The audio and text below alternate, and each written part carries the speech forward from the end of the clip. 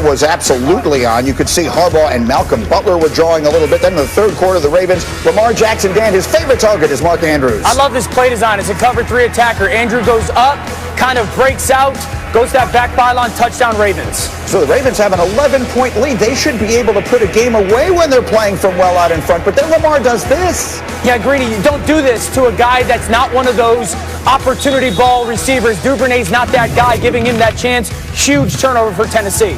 Titans kick a field goal, and then this is inexplicable. Down 21-16. Rex, how does A.J. Brown score on this play? Not against the Ravens, you don't. By the way, Queen, you're a linebacker, man. That can't happen. Come on. Look at the knock him back. The power and the desire from A.J., but that's just an embarrassing moment there for usually the bullies on the block, which is Baltimore. Titans, a 2-point conversion, puts them up 24-21. Under 2 minutes to go, Lamar Jackson scrambling, gets them in field goal range. They would set up for Justin Tucker. Was there ever any question he makes this kick? No, absolutely no question, Greeny. Big trust. Justin Tucker, 29 yards, and it's good. We're going to overtime. Ravens win the toss. They're going to receive first. But, Dan, they would go nowhere fast. Lamar Jackson, nothing to do in the pocket. Yeah, there's no rhythm to this passing game. That sack comes through.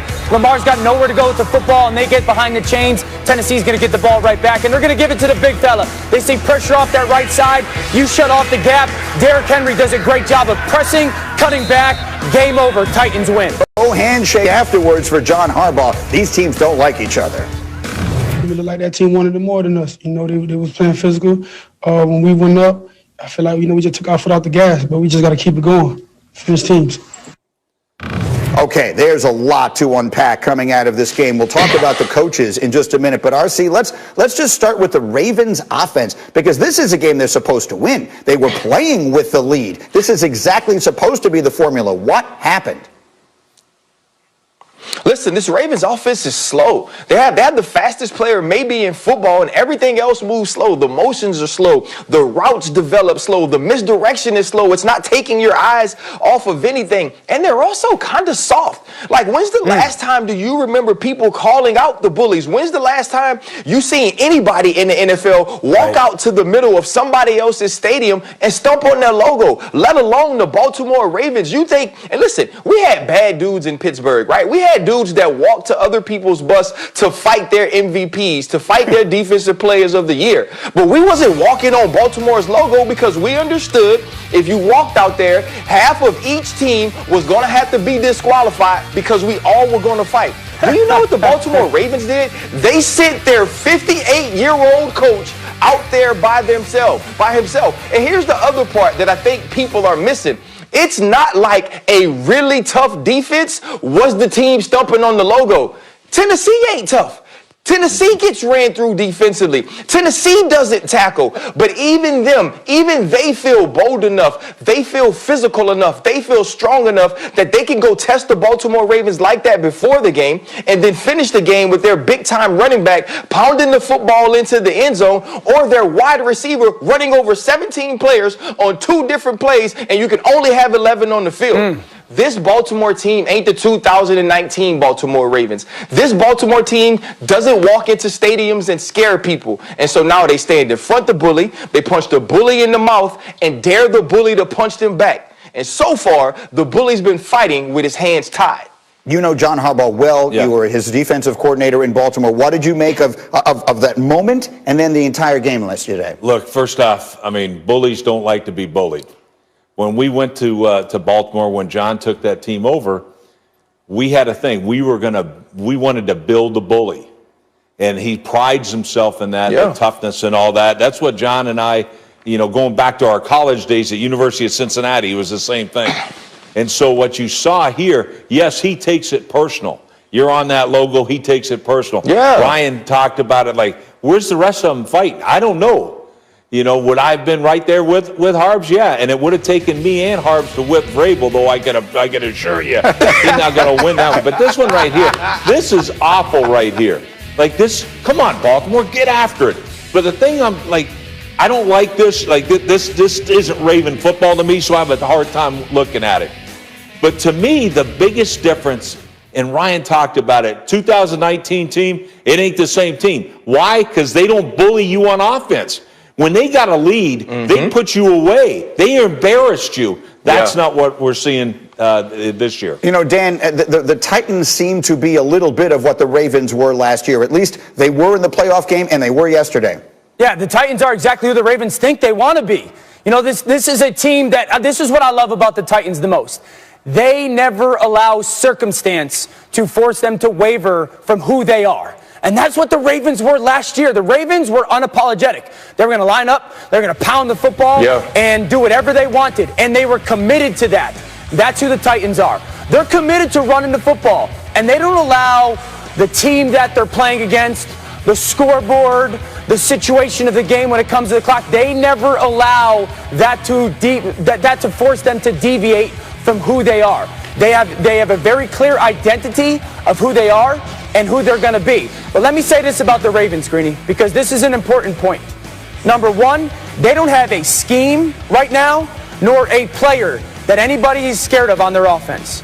And that includes Lamar Jackson. Right now, there is no fear on their offense that is instilled to a defense. And number two, just keeping it real, Lamar doesn't get to operate in utopia anymore.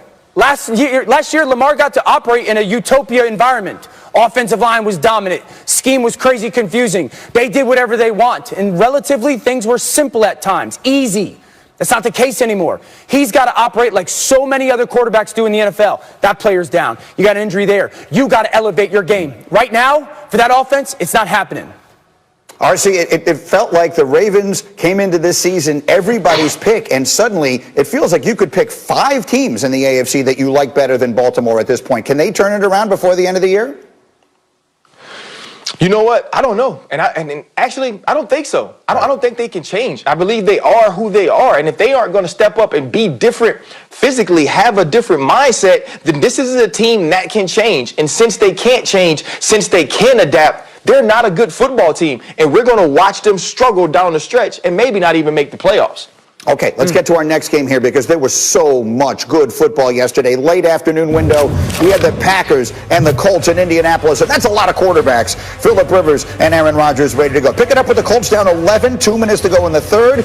Dan, Phillip Rivers was terrific yesterday. Greedy, this play's all about timing. It's an awesome job by Doyle sitting in that zone, getting his head around, and Phillip Rivers throwing it on his left shoulder. Touchdown, Colts. They would go a 2-point conversion, they'd get it, so it's 28-25. Rivers had to leave the field during a Colts drive because he had discomfort in the toe. They would kick a field goal to tie it. Then the ensuing kickoff, Darius Shepard, ball just comes out. Colts recover. They're deep in territory, and Phillip Rivers, he's in the blue tent. And someone's yelling, hey, Phillip, we need you out here. We got the football back. They would kick another field goal. They're up 31-28. Aaron Rodgers gets it back. Dan, here's a 4th down play. This could have been the ball game. Greeny, this is teach tape by this linebacker, O'Creaky, though. Like, he does an awesome job of stepping up to that back, sitting inside his hip, and forcing an attempted perfect throw. Doesn't happen for Green Bay. Ensuing Colts drive. This is the play that should have ended the game. Frank Reich goes for it on a 4th and 4, and they get it on the slant. Packers still have 3 timeouts, and then the holding penalties, Dan, just in bunches. I have no idea how these referees were throwing all these flags. At some point, I was like, okay, who's the flag on? Where's it going to be? This is a legit call. You can see Zadarius Smith reaching that shoulder out, gets tugged. It set the Colts up for such an impossible situation. The Colts had 4 holding penalties in the last minute of that drive. The Packers saved time and timeouts. Then they almost get the ball back on that play. Rivers, was it a fumble? No, the ball was moving forward, so it's incomplete. So Aaron Rodgers takes over on his own 6, and Dan immediately does this. What a great design. They put speed. Marquez Valdez-Scantling at number 3, deep ball over the middle. This one I love. They get Devontae Adams crossing in that soft spot of cover 2. They go on this awesome drive to set themselves up in field goal range. Mason Crosby from 26 yards. Rex, any question he makes it? No. And so we go to overtime. We're tied at 31. Rex, what's the one thing you cannot do in overtime? Turn the ball over, Greeny. That's exactly right. The Packers get it first, and they commit the cardinal sin. Marquez Valdez-Scantling. Is he not gripping it, Rex? Is he not taking good enough care of the football? I don't know. I don't like him because if they had a real number 2 receiver, that wouldn't be. Get the ball in your left hand. We got to drive. I mean, come on, man. Draft the dang guy. Ball's in the wrong hand. Colts, you think maybe they just kick it immediately with all the holdings. Instead, they run 3 plays, and then Rodrigo Blankenship wins the ball game with that kick. Rodgers throws for 311 and 3 touchdowns, but it's not enough. 34-31 is your final score. What an extraordinary day that was. Dan Orlovsky, number one takeaway from what was, in its own way, maybe the best game of the day. Yeah, games like yesterday are why the Colts made the decision to go get Phillip Rivers. And he struggled that first month of this season. But yesterday, they win the game because of two reasons when it comes to Phillip Rivers. His experience and his toughness. We showed the clip of his toughness kind of coming out of that blue tent. But how about some of the throws in the second half? And his relation with Frank Reich and understanding that offense, some of these touch throws, the space where he knows, okay, there's the vacancy of the defense. There's the soft spot. I got to get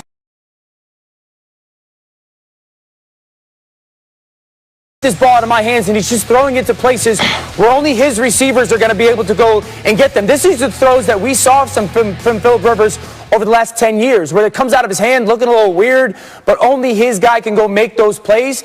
Yesterday was the perfect example. That's why the Colts went to go get Phillip Rivers, because he was a difference maker for their offense. He played really well yesterday. RC, if you're on the Packers and you wake up this morning, how are you going to feel looking at the film? If you're the Packers and you wake up this morning, you're looking at this film and asking Matt LaFleur to stop the film at halftime. Hey, stop it when we were good. Stop it when we were physical. Stop it before we start to get dominated. If you're Jonathan Taylor, you come out in the second half and you think you're back in Madison, Wisconsin. They gave him the ball 6 straight times, and the Green Bay Packers couldn't stop it. And aside from the 2 big plays that you guys mentioned to Valdez-Scantling down the middle, the pass to Devontae Adams to set up the field goal, they couldn't get anything going offensively. That's why Rex is sitting over there pissed off now. That's why it doesn't matter what hand MVS had the ball in, because he said they needed a number 2. And in the second half, they looked like it. But you know what else they needed? They needed a run stopper. You know what else they needed? They needed a physical presence on defense. And we have seen this before from this team when the other team says, you know what, we're going to hand the ball off and dare you to stop us. They ain't stopped nobody yet. And we saw it again yesterday. Yeah. You were frustrated this morning talking about this team. Yeah, no, absolutely. I think it goes back to the draft. You could have used a guy. How would